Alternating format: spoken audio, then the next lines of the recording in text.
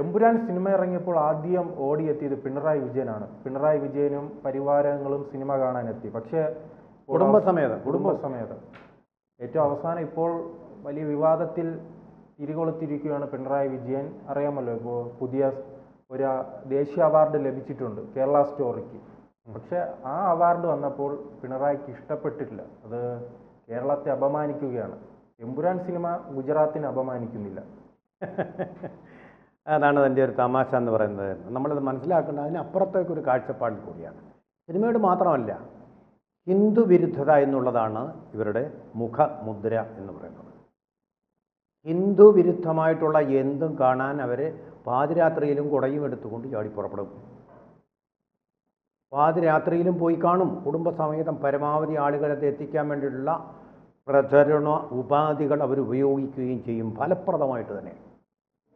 കാരണം അവരുടെ മുഖമുദ്ര എന്ന് പറയുന്നത് ഹിന്ദു വിരുദ്ധതയാണ്. അതേസമയം ഒരു ഇസ്ലാമിക വർഗീയത ഉണ്ടെങ്കിൽ അതിനെ അവർ തലോടും, എതിർക്കില്ല. സമസ്തയെ വിളിച്ച് ഓഫീസിൽ വരുത്തിയല്ലേ മദ്രസയെ പഠിപ്പിക്കാനുള്ള സമയം, സ്കൂൾ സമയം വെട്ടിക്കുറച്ച് നൽകണമെന്നുള്ള നിർദ്ദേശം ചർച്ച ചെയ്യാൻ വിളിച്ചത്. അങ്ങനെയാണല്ലോ. ആ ഒരു നിലപാടാണ് അവർ പൊതുവെ സ്വീകരിച്ചു വരുന്നത്. കാരണം ഹിന്ദുത്വം അതാണ് അവർക്ക് ഒരിക്കലും. കാവി ഇത് കണ്ട ചുവപ്പ് കണ്ട കാളയെപ്പോലെ അവർ പെരുമാറുകയും മുക്രയിടുകയും ഒക്കെ ചെയ്യും. അങ്ങനെയുള്ളൊരു സംസ്കാരമാണ് അവരുടെ.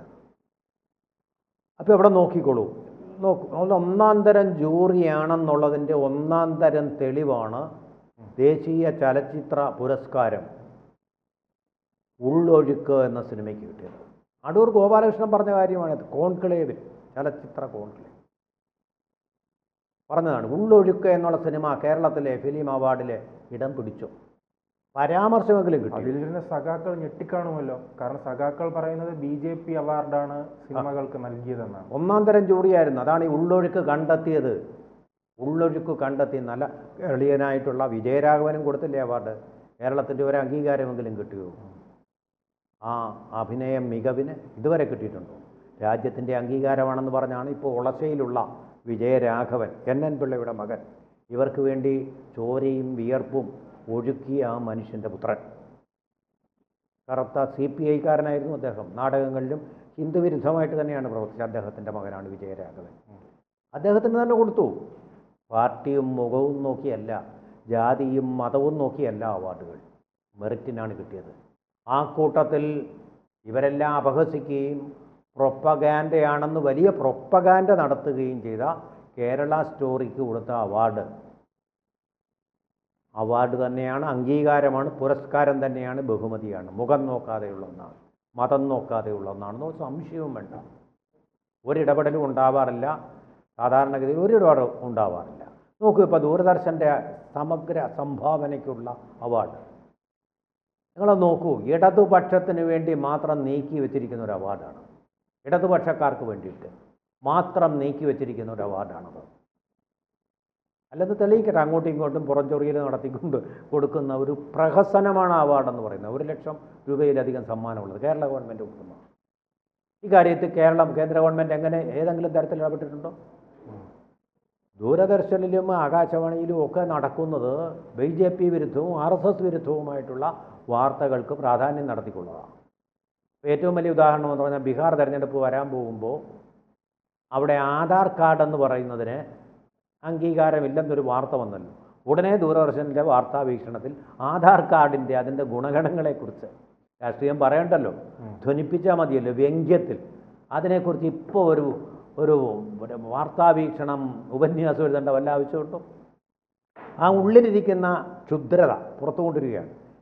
ഹിന്ദു വിരുദ്ധത, അതുപോലെ തന്നെ BJP വിരുദ്ധത. ഇന്ത്യയിൽ ജനാധിപത്യത്തെ താങ്ങി നിർത്തുന്നത് ആധാർ കാർഡെന്നും പറഞ്ഞാണ് ഇരിക്കുന്നത്. എത്ര വ്യാജ ആധാർ കാർഡ് ഓരോരുത്തരുടെയും പേരിലുണ്ട്. ഇതിനെക്കുറിച്ചൊന്നും ഒരു വകതിരിവും വിവരവും ഇല്ലാതെ ചുമ്മാ ഇട്ട് അങ്ങ് അലക്കിയേക്കുകയാണ്. ജേർണലിസ്റ്റ് എന്ന് പറയും. ഏത് ജേർണലാണെന്ന് അറിയത്തില്ല നമുക്ക്. ഒരു വിവരവും ഇല്ലാത്ത ആൾക്കാരെ കൊണ്ട് പടച്ചു വിടുകയാണ്. ഹിന്ദു വിരുദ്ധത, BJP വിരുദ്ധത പ്രകടിപ്പിക്കാൻ വേണ്ടിയിട്ട് മാത്രം. അത് മാത്രമല്ലല്ലോ, മോദി അന്ന് കൊച്ചിയിലെത്തിയപ്പോൾ അതിൻ്റെ മര്യാദയ്ക്കുള്ള കവറേജ് നടത്തിയിട്ടില്ലെന്ന് BJP കേന്ദ്രങ്ങൾ തന്നെ ഇവിടെ നിന്ന് ആരോപണം ഉന്നയിച്ചിരുന്നു. എന്നിട്ട് ആർക്കെങ്കിലും എതിരെ നടപടി ഉണ്ടായോ? ഒരൊറ്റ ആൾക്കെതിരെ ഗവൺമെൻറ് നടപടിയെടുത്തില്ല. കാരണം അവരുടെ തീരുമാനം, അതിൽ ഇടപെടാൻ ഞങ്ങൾ ആഗ്രഹിക്കുന്നില്ല. സെൻസർ ബോർഡിൻ്റെ കാര്യത്തിലും അതുപോലെ തന്നെ ഈ ജൂറിയുടെ കാര്യത്തിലും അത് തന്നെയാണ് അവരുടെ അന്തിമമായിട്ടുള്ള തീരുമാനം. ഒരു തർക്കവും വേണ്ട ആ കാര്യത്തിൽ. മെറിറ്റുള്ളതിന് കൊടുക്കും. മുഖ്യമന്ത്രി ആരാ മെറിറ്റ് തീരുമാനിക്കാൻ? ഒരു കലാസൃഷ്ടിയുടെ മെറിറ്റ് തീരുമാനിക്കാൻ മാത്രം എത്ര പടമാണ് മുഖ്യമന്ത്രി എടുത്തിരിക്കുന്നത്? നിങ്ങൾ അതിനകത്തു കൂടി രാഷ്ട്രീയം കലർത്തുകയാണ്. നിങ്ങൾ ഈ സിസ്റ്റർമാരുടെ അറസ്റ്റിൽ, ആദിവാസികളുടെ സംരക്ഷണത്തിൽ മതരാഷ്ട്രീയം, വോട്ട് ബാങ്ക് രാഷ്ട്രീയം കലർത്തി. നിങ്ങൾ ആദിവാസികൾക്കെതിരായി നിന്നു ഛത്തീസ്ഗഡിൽ. CPI അതിൻ്റെ തിരക്കഥ ചമച്ചത്, അവരെ കൊണ്ട് കള്ളമൊഴി പറയിപ്പിച്ചത് CPI ആണ്. ഞങ്ങൾ എന്നേ മതം മാറിയവരാണ്. ഒരു സ്ത്രീയെ വിളിച്ച് അവർ പറയുന്നതെല്ലാം പാവങ്ങൾ, അങ്ങനെയാണ് അവർ മതവും മാറുന്നത്. ഇതിൻ്റെ ഗൗരവം എന്താണെന്ന് അവർക്കറിയില്ല. അവരുടെ സ്വത്വം നഷ്ടപ്പെടുകയാണെന്ന് അവർക്കറിയില്ല. കലാപങ്ങൾക്കിടയാക്കുന്ന ഒന്നാണിതെന്ന് അവർക്കറിയില്ല. അങ്ങനെ മതം മാറുന്ന അവരുടെ നിരക്ഷരതയും നിസ്സഹായാവസ്ഥയും മുതലെടുത്തുകൊണ്ട് മതം മാറുന്നതിനെ അനുകൂലിച്ചു. സമൂഹത്തിലെ പിന്നോക്കക്കാരുടെ, സാമൂഹികമായി അധസ്ഥിതരായവരുടെ പുരോഗമനത്തിന് വേണ്ടി നിലകൊള്ളുന്ന പുരോഗമന കക്ഷികളെന്ന് പറയുന്ന ഈ പാർട്ടികൾ, അതാണ് അവർ ചെയ്തത്. വന്യമായ സ്ഥലങ്ങളിൽ നിന്നും വീട്ടുവേലയ്ക്ക് ആളുകളെ പിടിച്ചുകൊണ്ടു പോകുന്നതിന്, നിർബന്ധിച്ച് പിടിച്ചുകൊണ്ടു പോകുന്നതിന്, അടിമപ്പണ ചെയ്യുന്നതിനെ എതിർക്കുക എന്നുള്ളതാണ് കമ്മ്യൂണിസ്റ്റ് പ്രസ്ഥാനത്തിൻ്റെ പ്രാഥമികമായിട്ടുള്ള ചുമതല. അത് മറന്നു. വോട്ട് ബാങ്കിന് വേണ്ടി, 30 വെള്ളിക്കാശിന് വേണ്ടി യേശുദൈവനെ ഒറ്റ കൊടുത്തു എന്ന് പറയുന്ന സമൂഹത്തിലെ നിസ്വനെ ഒറ്റിക്കൊടുക്കുകയാണ് അവർ ചെയ്തത്. അവർക്ക് ഒരു കലാമൂല്യത്തിന് ഒരു മികച്ച ജൂറി നൽകുന്ന അവാർഡിനെ വിമർശിക്കാൻ എന്ത് അവകാശമാണുള്ളത് എന്നെനിക്ക് മനസ്സിലാകുന്നില്ല. എന്തവകാശമാണുള്ളതെന്ന് എനിക്ക് മനസ്സിലാകുന്നില്ല. അതുപോലെ തന്നെയാണ് ഇവിടെ കേരളത്തിൽ സംഭവിച്ചുകൊണ്ടിരുന്ന ഒരു കാര്യം എന്ന് എല്ലാവരും സമ്മതിച്ചിട്ടുള്ള ഒരു കാര്യമാണ്. പക്ഷേ ഒരു സമുദായത്തിന് അത് ഇഷ്ടപ്പെടുകയില്ല. അവരുടെ ഇഷ്ടം നോക്കിക്കൊണ്ട് വേണം നമ്മൾ സത്യം പറയാനെന്ന് പറഞ്ഞു കഴിഞ്ഞാൽ എന്താ സ്ഥിതി? ഇതിവിടെ മാത്രമല്ല, UP ഈടെയാണല്ലോ അറസ്റ്റ് ചെയ്തത്. പാകിസ്ഥാൻ്റെ പണം ഉപയോഗിച്ചുകൊണ്ട്, ക്രിപ്റ്റോ കറൻസി ഉപയോഗിച്ചുകൊണ്ട് 2000-ഓളം പേരെ മതപരിവർത്തനം ചെയ്ത് ലൗഹിക് ജിഹാദിലൂടെ പരിവർത്തനം ചെയ്ത ഒരു പാകിസ്ഥാൻകാരൻ, അഷ്റഫ് എന്നാണെന്ന് തോന്നുന്നു, അഷ്റഫെന്നോ ഷെരീഫെന്നോ ഓർമ്മയില്ല, ആയിഷ എന്ന് പറയുന്ന ഗോവാക്കാരിയും ചേർന്ന് പാകിസ്ഥാൻ്റെ പണം ഉപയോഗിച്ച് നടത്തിയ ഒരു പ്രവർത്തനം UP പോലീസ് കണ്ടെത്തിയത്.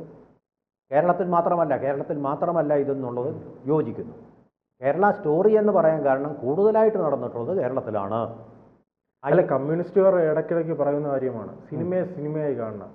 എന്താ കേരള സ്റ്റോറി സിനിമയായി കാണാൻ കഴിയുന്നില്ലേ? കേരളം അങ്ങേ അറ്റത്തിരിക്കുകയാണെന്ന് പറഞ്ഞു. അപ്പോൾ കണ്ടല്ലോ, നമ്മളെ മെഡിക്കൽ കോളേജുകളുടെ നിലവാരത്തെക്കുറിച്ചൊക്കെ നമ്മളിപ്പോൾ കണ്ടുകൊണ്ടിരിക്കുകയാണല്ലോ.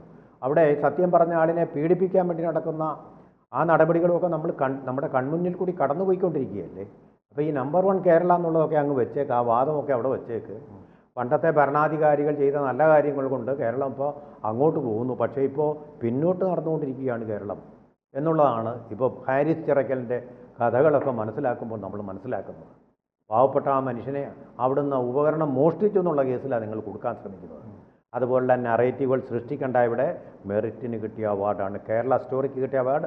അതുപോലെ തന്നെ നിങ്ങൾ അതിനെതിരെ ഉപയോഗിച്ച ആ പരുഷവും വൃത്തികെട്ടതുമായിട്ടുള്ള വാക്കുകൾക്ക് കാലം കാത്തുവെച്ച കാവ്യ നീതി കൂടിയാണ്. കൂടുതൽ വാർത്തകളും വിശേഷങ്ങളും നിങ്ങളിലേക്ക് എത്താൻ ABC മലയാളം സബ്സ്ക്രൈബ് ചെയ്യുക, ബെൽ ബട്ടണും അമർത്തുക.